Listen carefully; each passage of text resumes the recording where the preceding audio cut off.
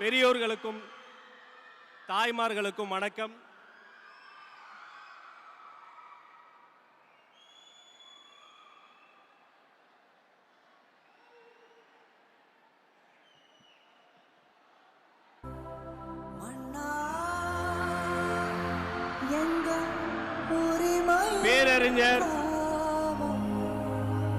பேரறிஞர் அண்ணா பிறந்த மண்ணில் தமிழக வெற்றி கழகத்தினுடைய தலைவர்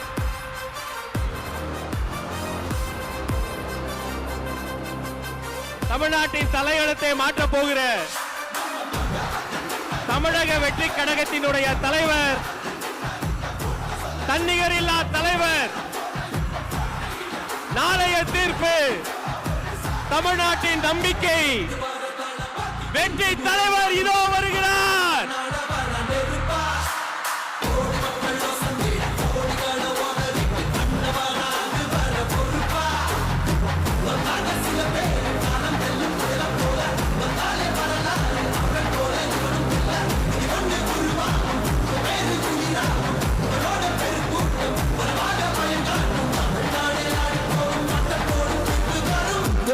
உங்க விஜய் உயிரன வரனா,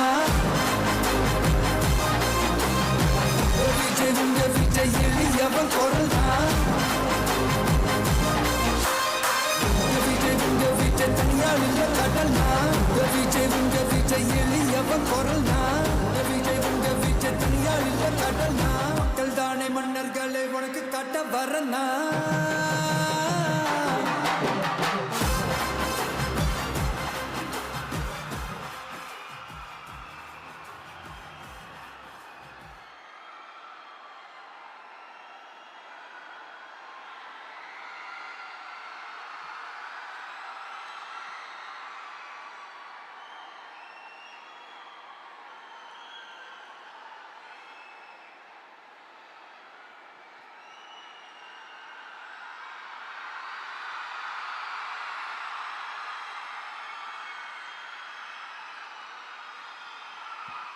வெற்றி தலைவர் அவர்களுக்கு காஞ்சிபுரம் மாவட்ட செயலாளர் தென்னரசு அண்ணன் அவர்கள் மலர் கொத்து கொடுத்து வரவேற்பு செய்கிறார்.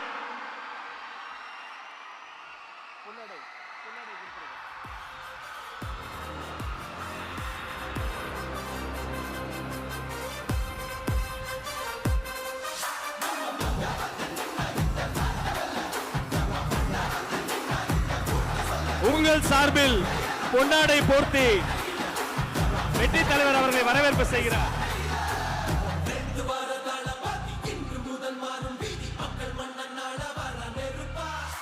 மாவட்ட செயலாளர் அவர்கள்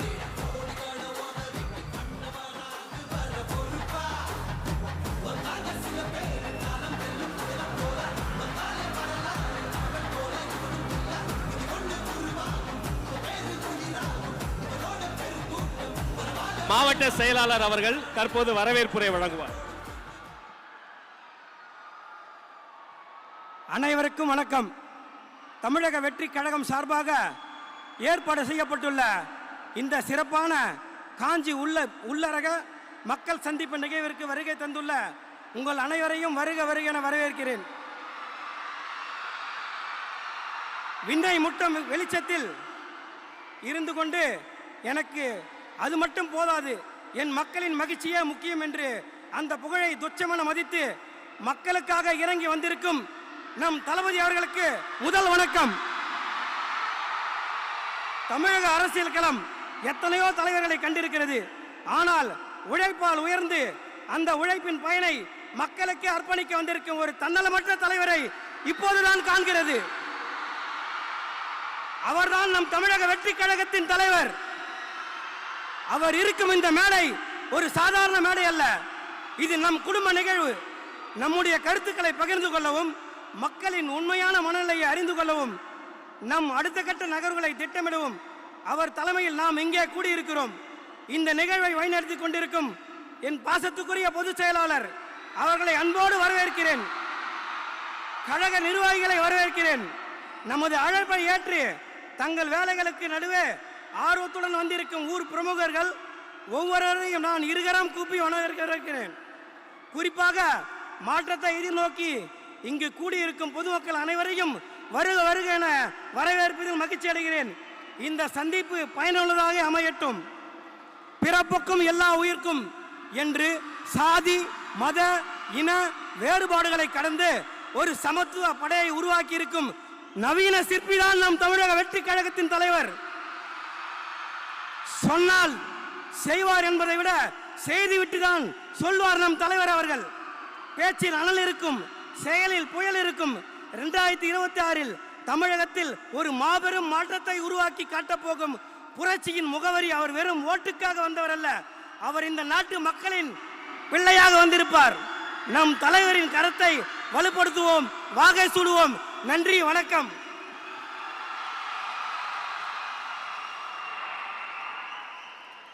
தென்னாட்டு பெர்னாட் ஷா, பேரறிஞர் அண்ணா பிறந்த மண்ணில் எங்கள் பேரியக்கத்தின் அண்ணா வருகிறார் உங்களிடம் பேசுவதற்காக.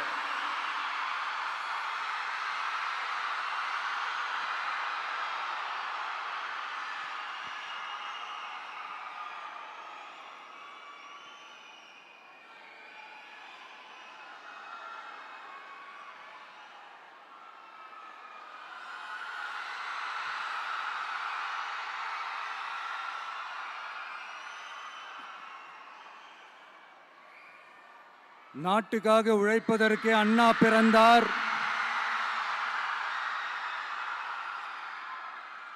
பொது நலத்தில் தானே நாள் முழுக்க கண்ணா இருந்தார் அப்படின்ட்டு எம்ஜிஆர் அவர்கள் ஒரு பாட்டு ஒன்று பாடியிருக்கிறாங்க, கேட்டிருப்பீங்க. அப்படிப்பட்ட நம்ம காஞ்சி தலைவர் அறிஞர் அண்ணா அவர்கள் பிறந்த மாவட்டம் தான் இந்த காஞ்சிபுரம் மாவட்டம்.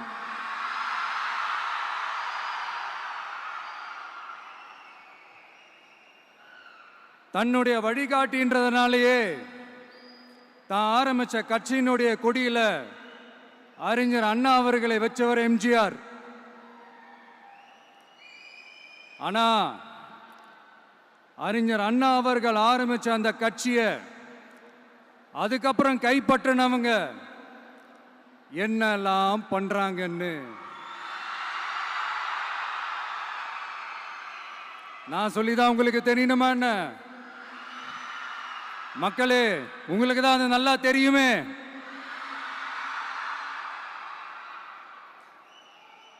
தனிப்பட்ட முறையில் எங்களுக்கும் அவங்களுக்கும் எந்த பிரச்சனையும் கிடையாதுங்க. எந்த வாய்க்கா வரப்பு தகராறுலாம் எதுவுமே கிடையாதுங்க. அப்படியே இருந்தாலும் அது நம்ம கண்டுக்கவே போறது இல்லைங்க.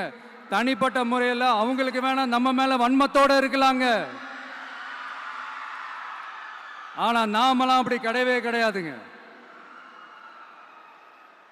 ஆனா உங்களை என்ன நம்ம எல்லாரையும் பொய் சொல்லி நம்ப வச்சு ஓட்டு போட வச்சு ஏமாத்தினாங்கல்ல,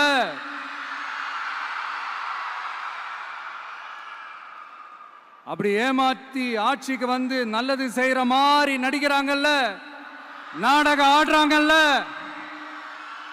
அவங்கள எப்படி நம்ம கேள்வி கேட்காம இருக்க முடியும்? அதனால அவங்கள நம்ம கேள்வி கேட்காம விட போறதே இல்லை.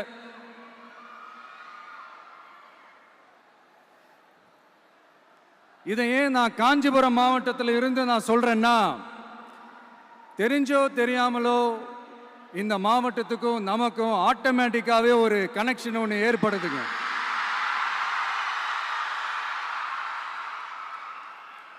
ஏன்னா நம்மளுடைய முதல் கள பயணத்தை தொடங்கினதே பரந்தூர்ல இருந்து தான். பரந்தூருக்கு போய் அந்த மண்ணில் நின்று அந்த மக்களுக்காக கேள்வி கேட்டதும் இதே அண்ணா அவர்கள் பிறந்த காஞ்சிபுரம் மாவட்டம் தான். இன்னைக்கு ஒரு பெரிய மனவேதனைக்கு அப்புறம் இந்த மக்கள் சந்திப்பு நிகழ்ச்சிக்கு வந்திருக்கிறதும் அதே அண்ணா அவர்கள் பிறந்த காஞ்சிபுரம் மாவட்டம் தான்.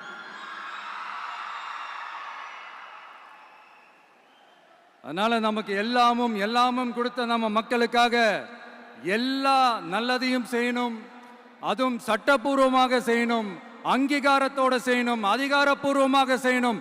ஒட்டுமொத்த தமிழ்நாட்டு மக்களுக்கும் செய்யணும், ஒரே மாதிரி செய்யணும், ஒரே எண்ணத்தோட செய்யணும். அந்த ஒரே லட்சியத்தோட தான் நாம் அரசியலுக்கே வந்திருக்கிறோம். அதனால தான் மக்களிடம் செல் அப்படின்னு சொன்ன அண்ணாவை கையில் எடுத்தோம். அவங்க சொன்ன மாதிரி மக்களை நோக்கி போறோம். ஆனா மக்களிடம் செல்னு சொன்ன அண்ணாவை மறந்தது யாரு?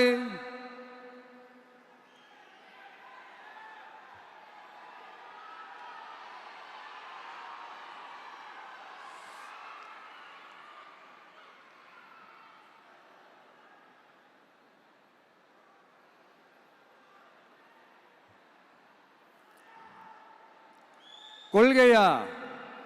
அதனப்பா கிலோ என்ன விலை என்னன்னு கேட்கிற அளவுக்கு அப்படி ஒரு கட்சியை ஒன்று நடத்திக்கிட்டு அந்த கட்சியினுடைய தலைவர் தமிழ்நாட்டு முதல்வர் சொல்றாரு, நமக்கு கொள்கை இல்லையா? எப்படி? நமக்கு கொள்கை இல்லையா? பிறப்புக்கும் எல்லா உயிருக்கும்னு ஒரு அடிப்படை கோட்பாட்டை நம்ம கட்சியினுடைய ஒரு முக்கிய கோட்பாட்டை அறிவிச்ச நமக்கு கொள்கை இல்லையா? எல்லாருக்கும் எல்லாமும் கிடைக்கணும், சமூக நீதி கிடைக்கணும், அந்த சமூக நீதி உண்மையான சமூக நீதியா இருக்கணும், சாதிவாரி கணக்கெடுப்பு நடத்தணும்னு ரொம்ப ஸ்ட்ராங்கா சொன்ன நமக்கு கொள்கை இல்லையா? CAA அறிவிச்சதுக்கு அப்புறம் அப்ப நம்ம கட்சி ஆரம்பிக்கிறதுக்கு முன்னாடியே எதிர்த்த நமக்கு கொள்கை இல்லையா? வகுப்பு சட்டத்தை எதிர்த்து உச்ச நீதிமன்றத்துக்கு முதல்ல போன நமக்கு கொள்கை இல்லையா? நீட்ட வந்தா ஒழிச்சிருவேன், நீட்ட வந்தா அழிச்சிருவேன், ஆட்சிக்கு வந்தவனே ரத்து செய்யறது நீட்ட தான், அப்படி இப்படின்னு கதையெல்லாம் விடாம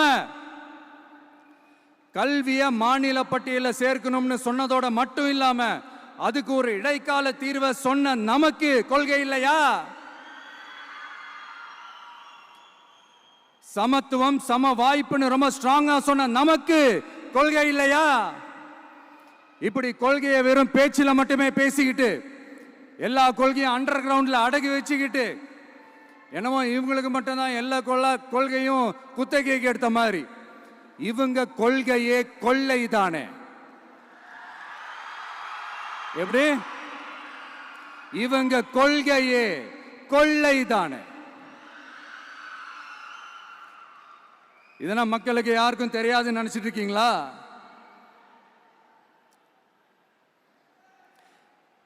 எங்க கட்சி ஒன்றும் சங்கரமடம் இல்லைன்னு சொன்னது யாரு? யார் சொன்னாங்க? ஏன் சொன்னாங்க? எதுக்கு சொன்னாங்க? இப்போ உங்க கட்சியில என்ன நடந்துகிட்டு இருக்குது அதையும் கொஞ்சம் யோசிச்சு பாருங்க, இதையும் கொஞ்சம் யோசிச்சு பாருங்க. அதனால பாப்பா, பவள விழா பாப்பா, நீ பாசாங்கு காட்டாத பாப்பா, நீ நல்லவர்கள் போல் நடிப்பதை பார்த்து நாடே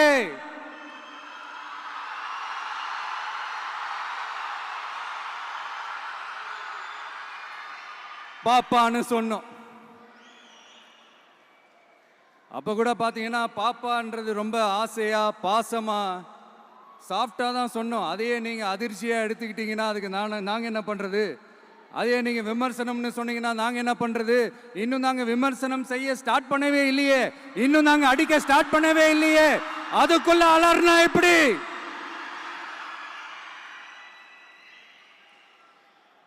அதனால உங்க அரசவை புலவர்கள் யாராவது இருந்தாங்கன்னா கர்ச்சீஃப் எடுத்து அவங்க கண்ணீரை துடைத்து விடுங்கள். சரி, அது அவங்க பிரச்சனை, அவங்க பார்த்துக்கிட்டோம். நமக்கு எப்பவுமே மக்கள் தாங்க, மக்களுடைய பிரச்சனை பத்தி பேசுறது தான். இன்னைக்கு நம்ம காஞ்சிபுரம் மாவட்டத்துக்கு வந்திருக்கிறோம். இங்க மக்கள் ஃபேஸ் பண்ற அந்த பிரச்சனையை பத்தி நம்ம பேசி ஆகணும்.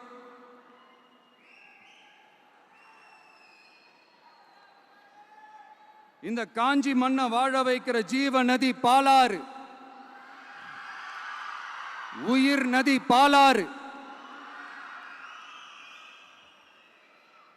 இந்த மக்களோட உயிரோடவும் ரத்தத்தோடும் கலந்து ஓடுவது பாலாறு.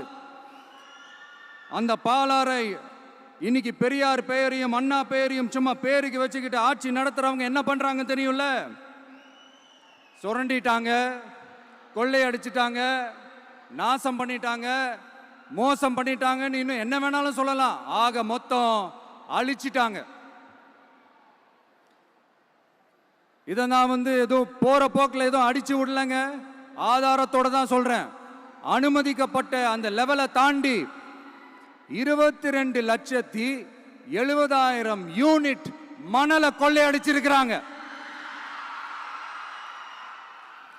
ஆக மொத்தம் இதுல அவங்க அடிச்ச கொள்ளை எவ்வளவு தெரியுமா? ரொம்பலாம் இல்ல, கம்மி தான். 4,730 கோடி. கம்மி தான் இல்ல?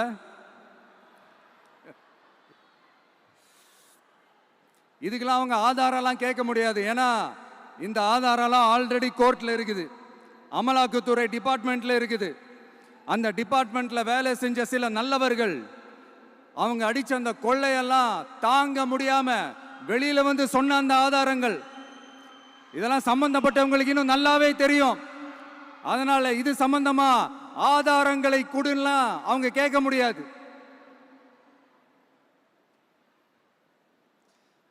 மணலை கொள்ளையடிச்சா நீர்நிலைகள் அழியும், ஏரி குளம் கண்மாய் எல்லாம் அழியும்.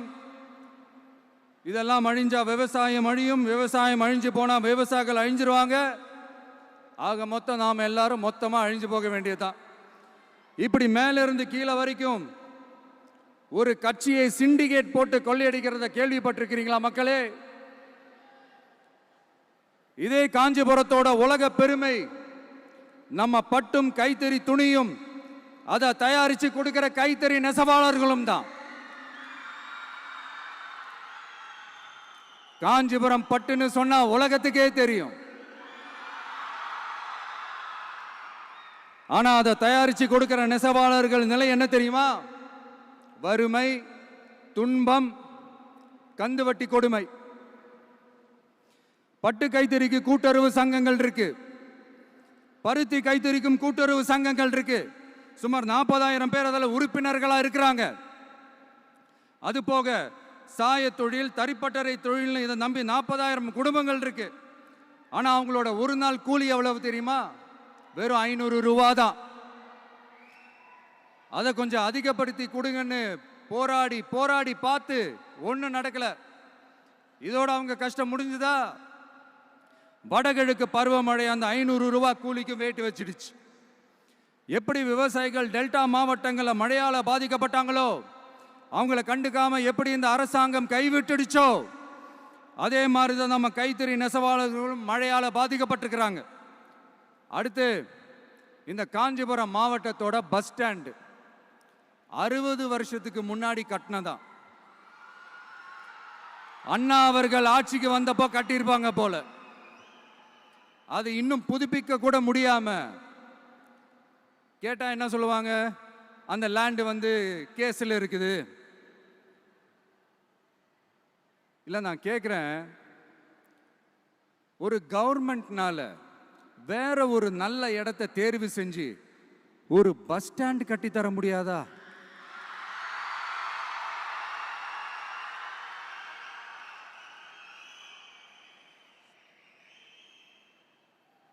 பிரச்சனை என்ன தெரியுமாங்க? அவங்களுக்கு மக்களை பத்தி யோசிக்கிறதுக்கே நேரம் இல்லை, அதுதான் பிரச்சனை. அடுத்து வாலாஜாபாத் பக்கத்துல அவலூர் ஏரி இருக்கு. அது பாலாற்றை விட உயரமா இருக்கு. அதனால என்ன ஆகுதுன்னா, ஆத்து தண்ணி ஏரிக்கு போக முடியாம போயிடுது. அதை சரி பண்ணி அந்த இடத்துல ஒரு தடுப்பணையை கட்டினா ஏரி நிறைய தண்ணி நிற்கும். அப்படி நின்னா அவலூர் மட்டும் இல்ல, ஆசூர் உட்பட இன்னும் எத்தனை கிராமங்கள், எத்தனை ஆயிரம் ஏக்கர் விவசாயம் நல்லா நடக்கும். இதுக்கு இன்னும் எத்தனை வருஷம் மக்கள் கோரிக்கை கொடுக்கணும், மக்கள் போராடணும். இந்த பிரச்சனையெல்லாம் இருக்கிற அதே காஞ்சிபுரம் மாவட்டத்தில் தான் பரந்தூர் ஏர்போர்ட் கட்டுற பிரச்சனையும் இருக்குது. அந்த பிரச்சனையில கண்டிப்பா நாங்க விவசாயிகள் பக்கம் தான் நிற்போம், அதுல எந்த மாற்று கருத்துமே கிடையாது. இந்த கவர்மெண்ட் பரந்தூர் விவகாரத்தில் எங்களுக்கோ இல்லை விவசாயிகளுக்கோ எந்த விதமான காரணங்கள் சொல்லி எஸ்கேப் ஆகவே முடியாது. இப்படி மக்களுக்காக மக்களோட பிரச்சனைகளை எடுத்து பேசுறதுனால இப்போ ஆட்சியில் இருக்கிறவங்களுக்கு நம்ம மேலே ஒரு ஆத்திரம் வரத்தானே செய்யும். அதனால தான் நீங்கள் பார்த்தீங்கன்னா சட்டசபையில் ஆரம்பித்து ஒரு சாதாரண நிகழ்ச்சி வரைக்கும் எல்லா மேடையிலையும் மேடைக்கு மேடை டிவிக்கே தான். டிவிக்கே அவதூறு, அவதூறு டிவிக்கு, டிவிக்கே அவதூறு, அவதூறு டிவிக்கு. இதுக்கெல்லாம் கண்டிப்பாக நாங்கள் பதில் சொல்லுவோம், சொல்லாமலாம் இருக்க மாட்டோம். இப்போ கூட கரூரை பற்றி பேசுவேன்னு எதிர்பார்த்துருப்பாங்க, அதை நான் கொஞ்சம் அப்புறமா பேசுகிறேன். பட் இப்போ நம்மளுடைய விஷன் என்னன்னு சொல்லணும்னு நான் கொஞ்சம் ஆசைப்படுறேன். நம்ம ஆட்சிக்கு வந்தா, அது என்ன வந்தா,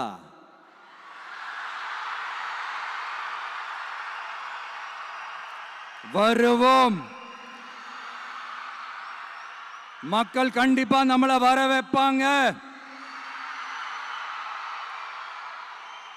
மக்களுக்கான ஆட்சியை மக்களே விரும்பி வர வைக்கத்தானே செய்வாங்க.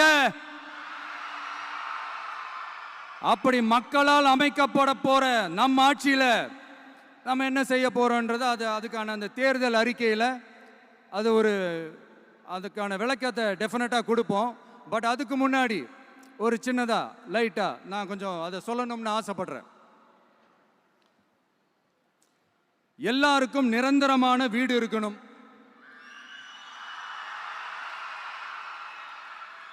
ஒவ்வொரு வீட்டுக்கும் ஒரு மோட்டார் சைக்கிள் வாகனம் உறுதியா இருக்கணும். காரும் தான் லட்சியம். அதுக்கான வசதி வாய்ப்பை உருவாக்குற அளவுக்கு பொருளாதார வளர்ச்சிக்கு வழியை உண்டாக்கணும். ஒவ்வொரு வீட்டில் இருக்கிற ஒவ்வொருத்தரும் மினிமம் டிகிரி படிச்சிருக்கணும்.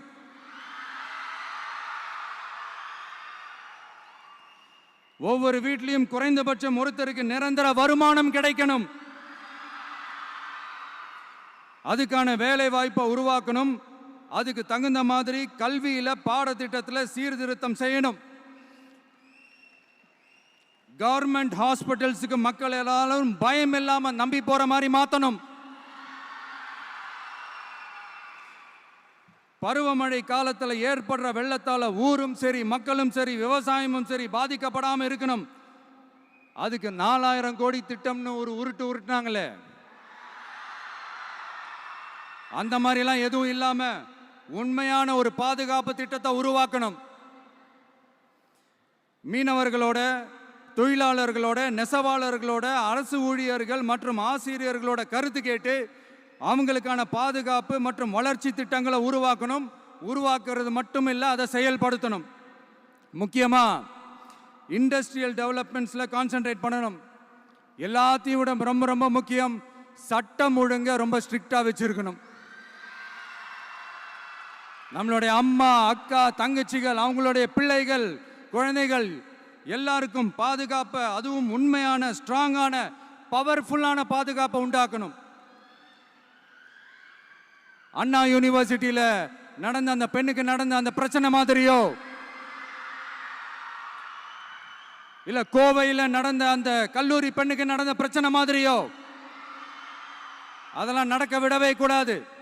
நம்ம வீட்டு பெண்கள் ஸ்ட்ராங்கா, பயமே இல்லாம தைரியமா இருக்கணும்.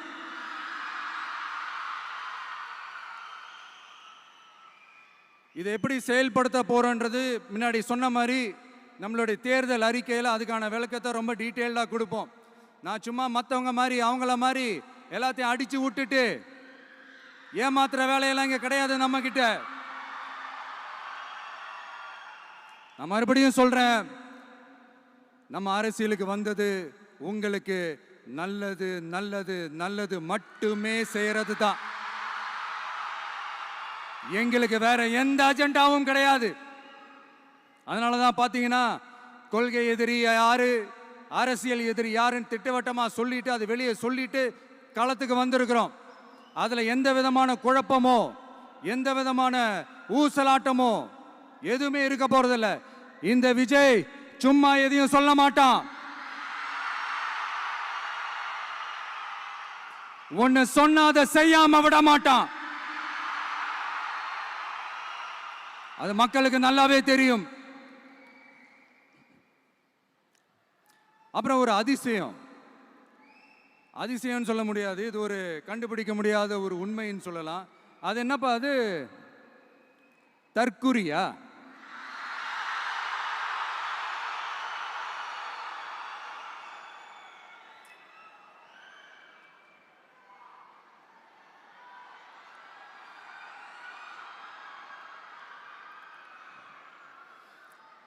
நம்ம டிவிகேக்கு சப்போர்ட் பண்ற கோடிக்கணக்கான லட்சக்கணக்கான மக்கள், நம்மளுடைய நண்பிகள், நம்மளுடைய ஜென்சி கிட்ஸ் எல்லாரையும் தற்குறிகள்னு சொல்லி வாங்கி கட்டிக்கிட்டு இப்போ அவங்களாம் தற்குறியெல்லாம் கிடையாது, அப்படியெல்லாம் அவங்கள கூப்பிடாதீங்க. அவங்க சங்கிகள்லாம் கிடையாது, அப்படியெல்லாம் அவங்கள கூப்பிடாதீங்கன்னு சொல்லி ஒரு குரல். யாருடா அந்த குரல் அப்படின்னு பார்த்தா, இப்ப ரீசெண்டா அறிவு திருவிழான்னு ஒன்று நடத்தினாங்கல்ல, சாரி அவதூறு திருவிழா. அதுல அவங்க தலைமையே குழப்பற மாதிரி, அறிவு கண்ணை திறந்து வைக்கிற மாதிரி ஒருத்தர் பேசியிருக்கிறார். அவர் யாருன்னா அது அவங்களோட எம்எல்ஏவே. அந்த எம்எல்ஏ யாருன்னா நம்மளுடைய கொள்கை தலைவர்கள் ஒருத்தரான மக்கள் சேவகர் அஞ்சலை அம்மாளோட சொந்தக்காரர். என்னடா இது இப்படி ஆகி போச்சு? டிவிகேக்கு சப்போர்ட் பண்ற மாதிரி நம்ம கட்சியிலேருந்தே ஒரு குரல் வருதுன்னு சொல்லி தலைமையில ஃபுல்லா கன்ஃபியூஷன். அந்த கன்ஃபியூஷன் இதோட நிக்காது. அந்த ஆதரவு குரல் ஒரு வீடு விடாம, ஒரு இடம் விடாம, எல்லா இடத்துலயும், எல்லா வீட்லயும் இன்னும் பலமா எதிரொலிக்குதான் இல்லையான்னு பாருங்க. சும்மா பிளாஸ்ட் தான்.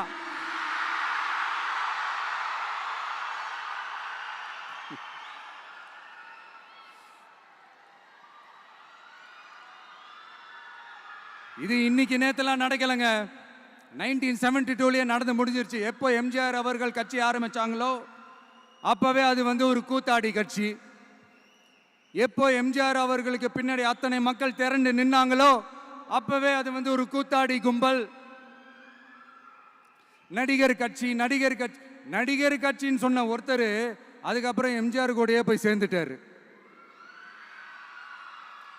இன்னொருத்தர் இவரெல்லாம் ஒரு ரவுண்டு தாங்க வருவாரு, ரெண்டாவது ரவுண்ட்லாம் காணாம போயிடுவார்னு சொல்ல இன்னொருத்தர் அதுக்கப்புறம் போய் எம்ஜிஆர் கிட்டே போய் சேர்ந்துட்டார். ஸோ இந்த மாதிரி இவங்க ரெண்டு பேர் மட்டும் இல்லை, ஒட்டுமொத்த தமிழ்நாட்டு மக்களும் எம்ஜிஆர் அவர்கள் கூட தானே போய் சேர்ந்தாங்க.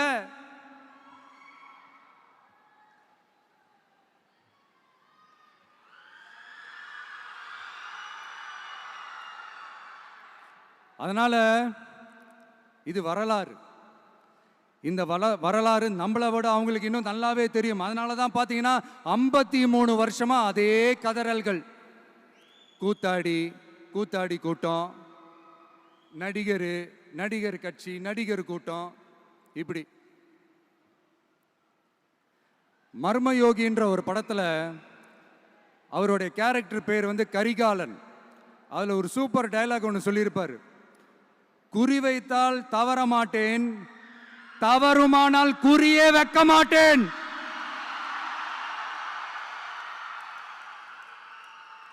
இதெல்லாம் யாருக்கு சொல்றோம், எதுக்கு சொல்றோம்னு புரிய வேண்டியவங்களுக்கு புரிஞ்சா நல்லா இருக்கும்.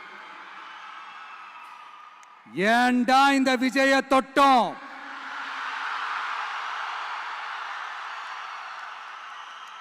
ஏண்டா விஜய் கூட இருக்கிற அந்த மக்களை தொட்டோம்? நினைச்சு ஃபீல் பண்ண போறீங்க.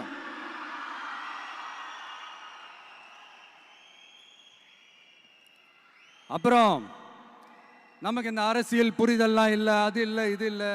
அப்புறம் நான் கேட்குறேன், மக்கள் எல்லாரும் உங்களுக்கு தற்குறிகளா?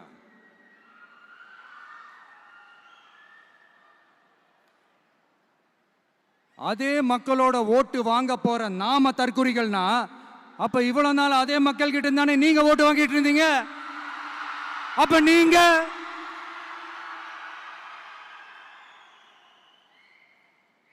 அந்த மக்களுக்கு நீங்க காட்டுற மரியாதையும் நன்றியும் இதுதானா? ஒண்ணு மட்டும் சொல்றேன், எழுதி வச்சுக்கோங்க. இந்த தற்குறின்னு சொல்றீங்கல்ல, இந்த தற்குறிகள்லாம் ஒன்னா சேர்ந்துதான் வாழ்நாள் பூரா விடையை கண்டுபிடிக்காத முடியாத அளவுக்கு உங்க அரசியலே ஒரு கேள்விக்குறியாக்க போறாங்க.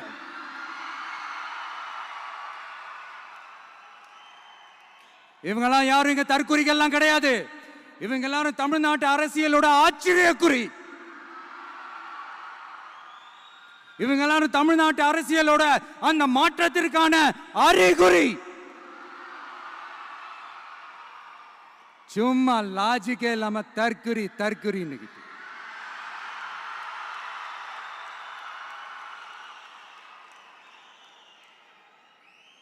நண்பா, நண்பி,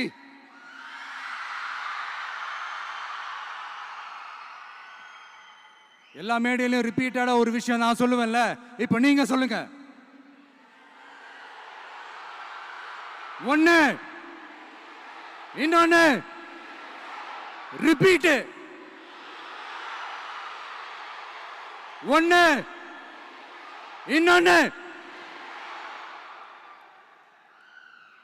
இந்த போட்டி எப்படி இருக்க போகுதுன்னா, மக்களோட மக்களா நிக்கிற நமக்காக மக்களே டிசைட் பண்ணி போறாங்க. My dear sir, my dear uncle,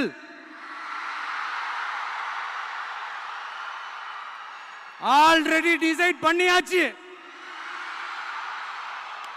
கான்பிடென்டா இருக்க மக்களே, நல்லதே நடக்கும், வெற்றி நிச்சயம். மீண்டும் சந்திக்கும் வரை நன்றி, வணக்கம்.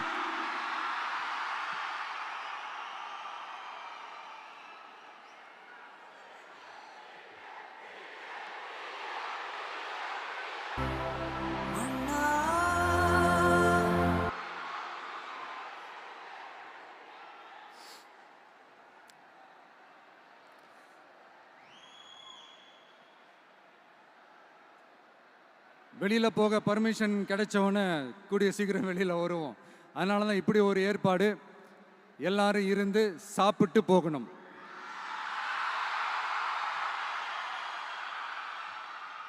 நன்றி, வணக்கம். சொல்ல மறந்துட்டேன், என் நெஞ்சில் குடியிருக்கும்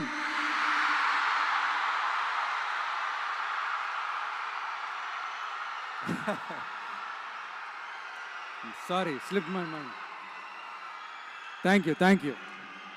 மீண்டும் சந்திக்கும் வரை நன்றி, வணக்கம்.